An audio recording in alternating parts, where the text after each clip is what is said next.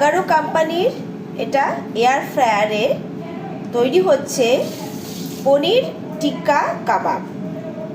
এতে মূল বিষয় হচ্ছে যে এতে কোনো রকম তেল লাগে না, তেল জাস্ট একটু ছড়িয়ে দিতে হয়, এতে গ্রিল মতো হয়, মানে এই জন্যে এটাকে বলছে এয়ার ফ্রায়ার। তো আমি যন্ত্রটা দেখিয়ে দিচ্ছি। এখানে দেখা যাচ্ছে যে 22 মিনিট 180 ডিগ্রি সেন্টিগ্রেড এটাকে সেট করা হয়েছে।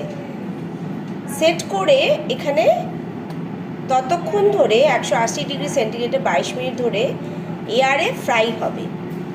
এবং এই যে এই চেম্বার, এটাকে টানা যায়, হাতল দেওয়া আছে। এখানে এই স্প্যাচুলা দিয়ে একটু তেল স্প্রে করে শুধু মেটেরিয়ালটা সাজিয়ে দেওয়া হচ্ছে এবং এর মধ্যে রান্না হচ্ছে। এটা টেনে দেখছি যে কিরম রান্না হয়েছে।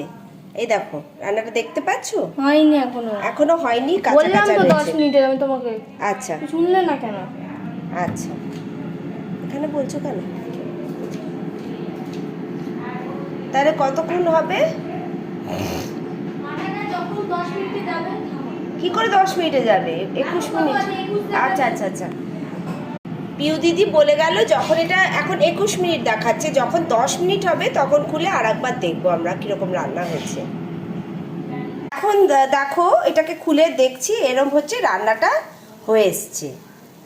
ঠিক আছে, এবার এটাকে তুলে নিচ্ছি।